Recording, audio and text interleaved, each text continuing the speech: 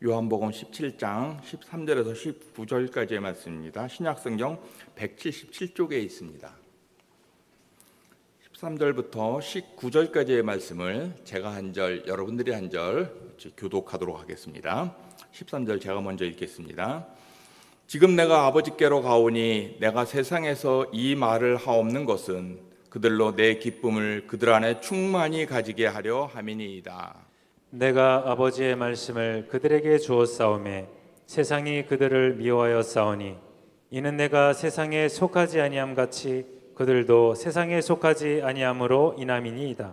내가 비옵는 것은 그들을 세상에서 데려가시기를 위함이 아니요 다만 악에 빠지지 않게 보존하시기를 위함이니이다. 내가 세상에 속하지 아니함 같이 그들도 세상에 속하지 아니하여 싸움나이다. 그들을 진리로 거룩하게 하옵소서. 아버지의 말씀은 진리니이다. 아버지께서 나를 세상에 보내신 것 같이 나도 그들을 세상에 보내었고 함께 읽겠습니다. 또 그들을 위하여 내가 나를 거룩하게 하오니 이는 그들도 진리로 거룩함을 얻게 하려 함이니이다. 아멘. 비가 오는 가운데도 예배의 자리, 기도의 자리로 오신 동선의 모든 성도님들을 주님의 이름으로 환영하며 축복합니다. 오늘은 요한복음 17장 13절에서 19절까지의 말씀을 본문으로 해서 당신은 사명을 위해 보냄받은 선교사입니다. 당신은 사명을 위해 보냄받은 선교사입니다. 라는 제목으로 하나님의 말씀 전하겠습니다. 예수님께서 세상에 계실 때에 많은 사람들로부터 비난과 멸시를 당했습니다.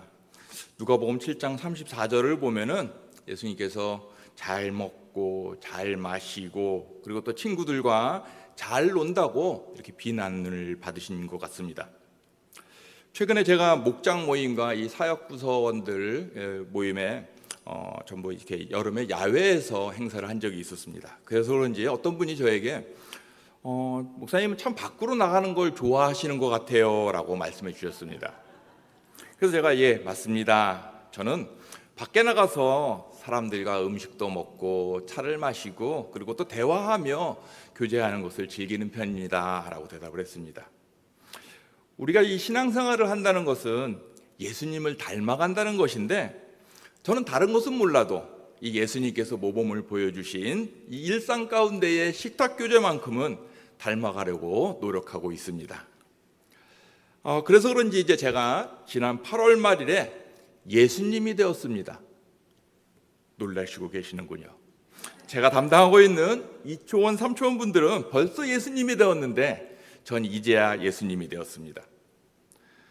뭐 이렇게 말씀하니까 전에 말씀드리니까 어떤 분이 신 목사 좀 이상해진 거 아니야?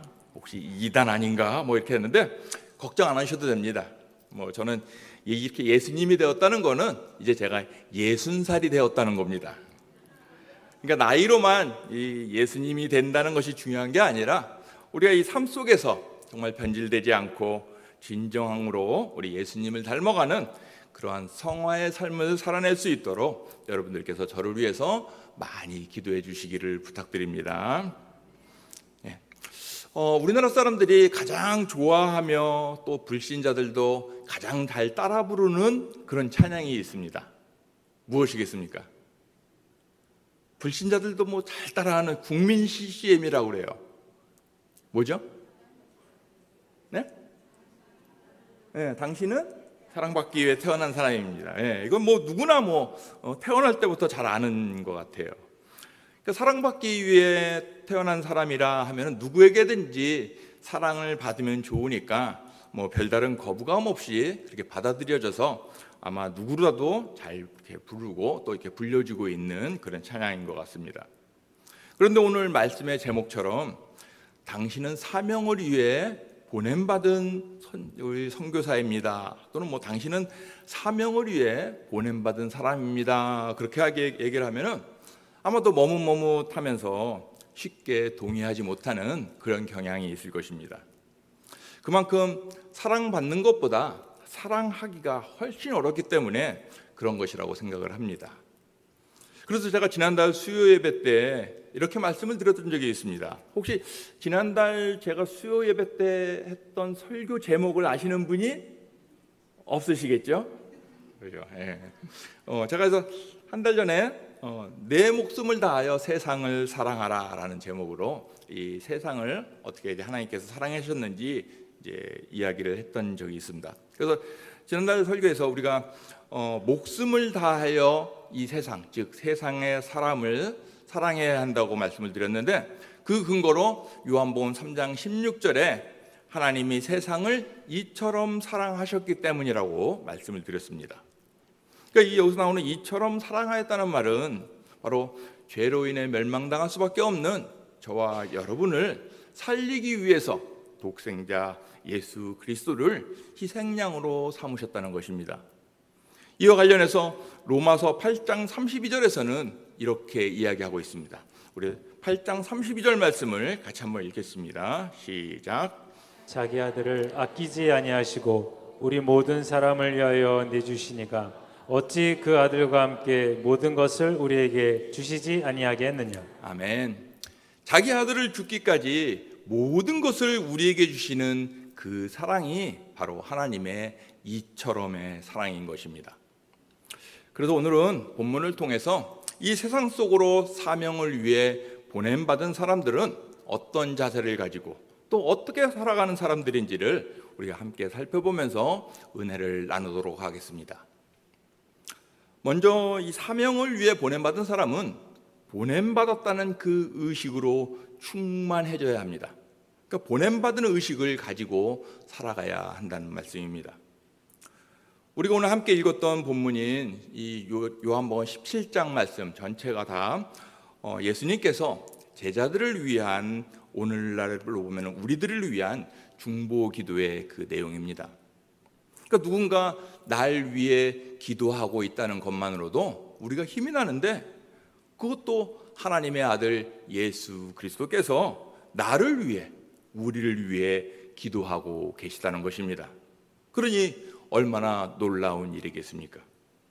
우리 13절 말씀을 같이 한번 읽어보겠습니다. 13절입니다. 시작. 지금 내가 아버지께로 가오니 내가 세상에서 이 말을 하옵는 것은 그들로 내 기쁨을 그들 안에 충만히 가지게 하려 함이니이다.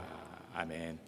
지금 이 기도하시는 때가 이제 조금만 있으면은 십자가를 지시고 세상 죄를 위해서 십자가를 지셔야 되는 이 십자가 사역을 하시기 직전에 예수님과 헤어지게 됨으로 인해서 두려움에 떠는 제자들에게 이 기쁨을 주시기 위해서 하나님께 기도를 올리는 그러한 장면입니다.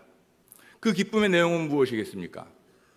내가 너희를 위해서 기도하고 있다라는 것 그 자체가 바로 이 제자들에게는 큰 기쁨이 될 것입니다. 우리가 주님의 이름으로 기도를 하면은 주님께서는 다 들으신다고 우리에게 약속을 해주셨습니다. 그런데 하나님의 아들이 기도하니까 어떻겠습니까? 뭐 반드시 응답될 수밖에 없지 않겠습니까? 그러니 이것이 제자들에게, 이것이 우리들에게 얼마나 놀라운 기쁨이겠습니까? 그런데 지금 보니까 예수님께서 어디서 기도하고 계십니까? 하늘에서입니까? 땅에서입니까? 땅에서 기도하고 있으시다는 것이죠. 그러니 이 기도를 받는 제자들도 여전히 땅에 머물러 있다는 것입니다. 하지만 이 세상은 이 제자들에게 결코 호의적이지 않습니다. 세상은 제자들을 대적하거나 미워할 것입니다. 아니면은 넘어지게 하려고 여기저기서 유혹하고 그렇게 덤벼들 것입니다. 이러한 세상의 공격 앞에서 제자들은 넘어지기도 하고 또 쓰러지기도 하며 또 어쩌면은 패배할 수도 있을 것입니다. 이것은 뭐 우리도 마찬가지이겠죠. 그러니 차라리 이 죄 많은 세상을 떠나서 세상과 담장을 쌓고서 그렇게 살아가는 게 더 나을 수도 있습니다. 아니면은 또 언제 끝날지 모르는 이 인생의 고통 앞에서 정말 나를 좀 빨리 데려갔으면 좋겠습니다라고 그렇게 기도하고 있을지도 모릅니다. 하지만 예수님은 15절 말씀에서 이렇게 기도하고 계십니다. 우리 15절 말씀을 함께 읽습니다. 15절입니다. 시작. 내가 비옵는 것은 그들을 세상에서 데려가시기를 위함이 아니요 다만 악에 빠지지 않게 보존하시기를 위함이니이다. 아멘. 제자들을 세상에서 데려가시기 위해 기도하는 것이 아니라 이 세상을 이기고 극복하고 견디고 회복하여 세상에 남겨지기 위해서 지금 기도하고 있다는 것입니다. 요즘 시대 상황을 보면은 우리 한국 교회와 또 이 기독교가 세상의 공격 대상이 되어서 미움과 조롱을 받고 있는 그러한 실정입니다. 왜 이런 상황이 되었을까요? 성도들의 신앙과 행실이 일치하지 못해서 그랬을까요? 아니면 또 교회들이 어떤 교회들은 또 돈 앞에 세속화되어서 그렇게 되었을까요? 아니면 일부 목회자들의 비리 때문에 그랬을까요? 다 아닙니다. 저처럼 망가진 성도들 때문이 아니라 지금도 하나님 말씀대로 살아보려고 의에 줄이고 목마른 사람들이 있기 때문입니다. 지금도 의를 위하여 핍박을 받는 사람들이 있기 때문에 그렇습니다. 여전히 선한 사마리아인처럼 죽도록 이웃을 사랑하는 사람들이 있기 때문이라는 것입니다. 세상은 왜 이런 사람들을 미워할까요? 그것은 이 선한 사람들 때문에 자신들의 숨겨진 욕망이 드러날까 봐 불편하기 때문입니다. 이 선한 사람들 때문에 자신의 허물이 세상에 까발려질까 봐 그것이 두렵기 때문이라는 것입니다. 그래서 세상이 우리를 미워하는 이유에 대해서 14절 말씀에서는 이렇게 말씀을 하고 있습니다. 같이 읽겠습니다. 시작. 내가 아버지의 말씀을 그들에게 주었사오매 세상이 그들을 미워하여 싸우니 이는 내가 세상에 속하지 아니함 같이 그들도 세상에 속하지 아니함으로 인함이니이다. 아멘. 세상이 우리를 미워하는 이유는 우리가 세상에 있으나 세상에 속하지 않았기 때문입니다. 만약 우리가 세상에 속한 사람들이라면은 세상은 우리를 미워하기보다는 우리를 열렬히 환영할 것입니다. 왜냐하면은 어차피 세상이나 너희나 둘 다 어둠의 자식들인데 미워할 이유가 없다는 것이죠. 그러니 우리의 소망은 이 갈등 많은 이 세상을 떠나는 것이 아니라 이 죄 많은 세상 속에서 우리가 세상에 속하지 아니하도록 하나님 말씀으로 이기고 견디고 사랑하는 것입니다. 그러므로 넘어져도 다시 일으켜 세우시는 그 주님의 은혜가 오늘 이 자리에 넘쳐나기를 소원합니다. 그러면 우리는 어떻게 이렇게 세상에 살지만은 세상에 속하지 않을 수가 있을까요? 우리 18절 말씀을 같이 읽어보겠습니다. 18절입니다. 시작. 아버지께서 나를 세상에 보내신 것 같이 나도 그들을 세상에 보내었고.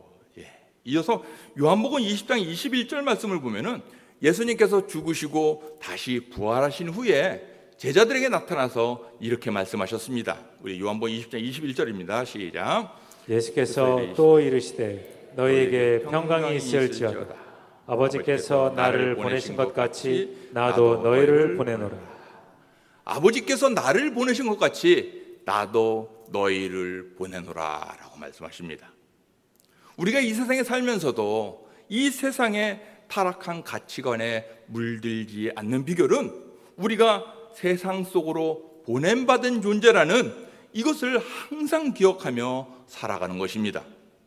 이 세상의 삶은 어떤 우연이나 또는 인간적인 그런 행위의 결과로 보는 것이 아니라 하나님이 파송하신 하나님께 보냄받은 사명자의 삶으로 받아들여야 한다는 말씀입니다.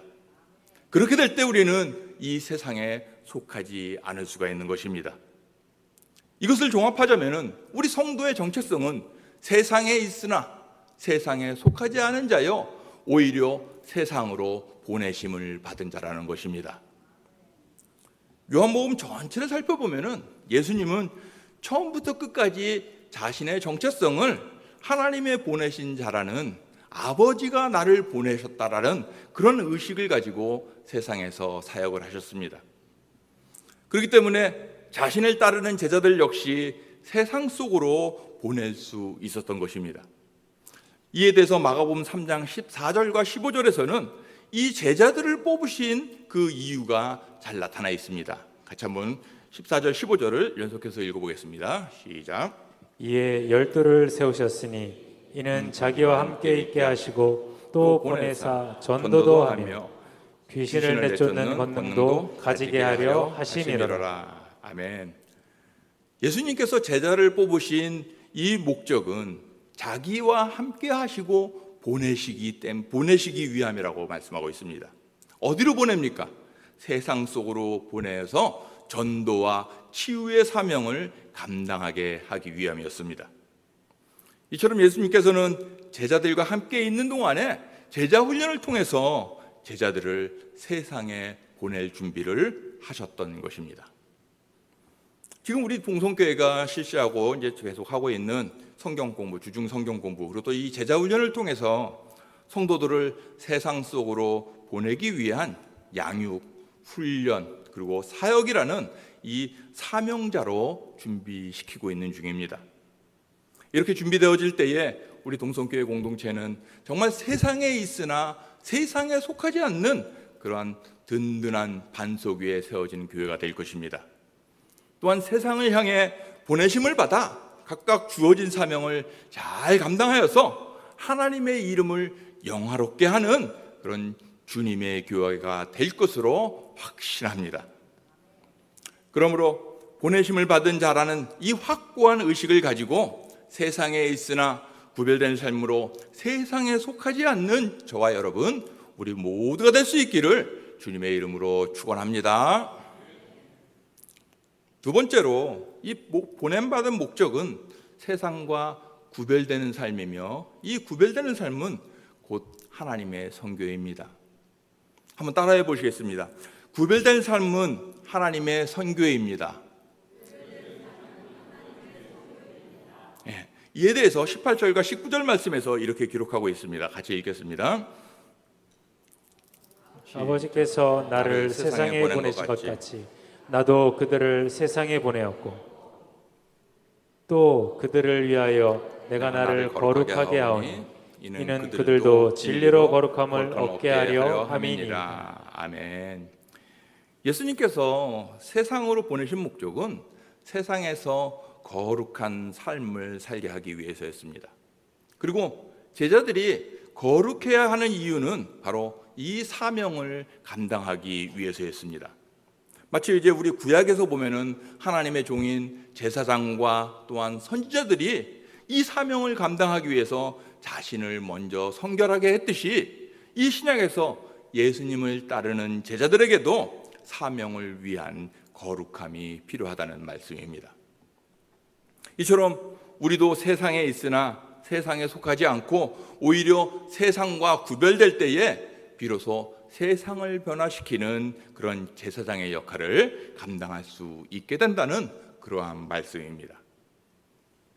사랑하는 동역자 여러분, 우리 이 땅에서 정말 하나님의 자녀로 살아간다는 것은 정말 말처럼 쉽지 않은 그러한 일입니다. 많은 낙심과 어려움을 경험하기도 하고 때로는 넘어져 일어날 힘이 없을 때도 있습니다. 그러다 보니 정말 세상을 피해서 나는 정말 주님과만 함께 있으면 좋겠다 하는 그런 생각을 할 때도 있습니다. 하지만 이런 생각을 하는 우리들에게 찬송가 442장을 통해서 주님은 이렇게 명령하십니다. 찬송가 442장 3절 가사를 한번 보시기 바랍니다.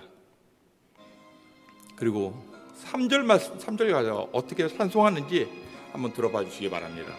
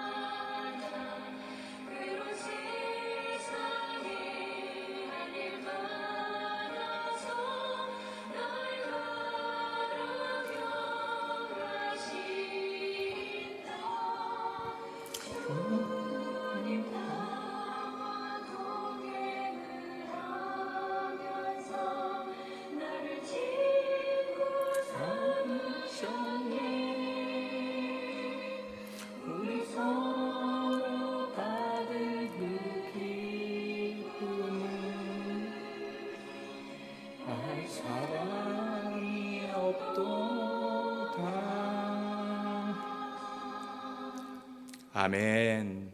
바로 뭐라고 말씀하십니까? 이 괴로운 세상에 무슨 할 일이 많다고 우리를 세상으로 보내신다는 것일까요? 앞에서 말씀드렸듯이 예수님은 보냄받으셨다는 의식이 충만한 가운데 세상에 계셨습니다. 그리고 자신을 따르는 이 제자들을 세상 속으로 사명을 감당하기 위해 보내셨습니다. 그 사명은 하나님의 선교이며 그러기에 제자들은 모두가 선교사로 보냄을 받았다는 것입니다. 이제 한 달 뒤면은 우리 동성교회 선교팀이 필리핀으로 단기 선교를 떠나게 됩니다. 원론적으로 선교라는 이 선교에 대한 정의를 하자면은 하나님 나라의 사명을 위해 예수님께서 그리스도인과 교회를 세상 속으로 보내신 것이라고 정의할 수가 있습니다. 따라서 모든 그리스도인은 하나도 예외 없이 세상 속으로 보내심을 받은 선교사라는 것입니다. 우리는 세상 속에서 늘 보냄받은 그 의식 가운데에 선교적 삶을 살아가는 것이 오늘 우리에게 주신 하나님의 사명입니다. 그렇기 때문에 선교의 핵심은 내가 가는 것이 아니라 하나님께 보냄받았다는 그 의식이 선행되어야 하는 것입니다. 하지만 지금까지 우리는 이 선교사라는 단어를 종교적인 영역에서만 이렇게 한정시켜 생각하는 경향이 있었습니다. 그로 인해서 이렇게 선교사님 또는 목사님들만 선교사이고 나머지는 이 선교와는 상관없는 어쩌면은 수동적이고 그런 방관적인 태도를 당연시 해왔던 것도 사실입니다. 그러다 보니까 이것보다는 약간 좀 발전된 생각으로 나온 말이 있는데 그것이 바로 보내는 선교사입니다.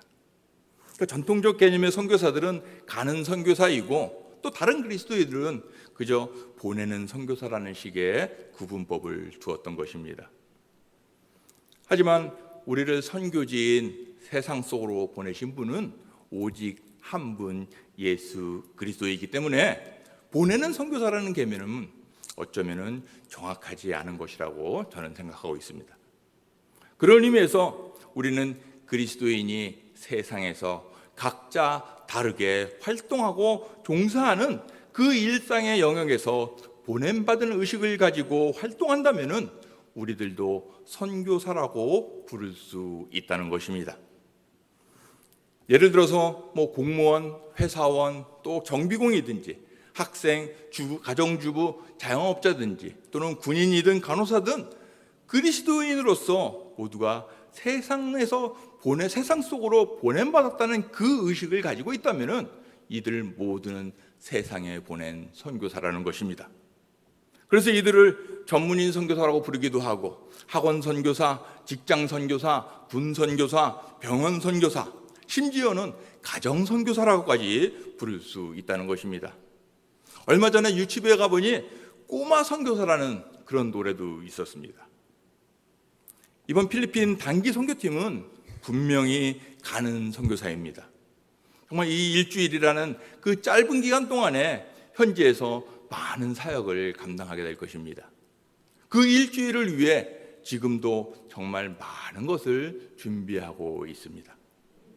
이처럼 우리의 일상적인 삶도 이 단기 선교를 준비하는 것처럼 날마다 긴장감을 가지고 세상에서 세상에 속하지 않기 위해 보냄받은 자라는 이런 분명한 정체성을 잊지 말아야 한다는 것입니다.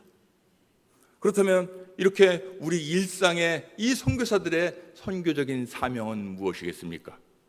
여러 가지가 있지만은 오늘은 특별히 골로새서 3장 23절에서 나오는 이 말씀을 우리들의 선교적 사명으로 받으면 좋겠습니다.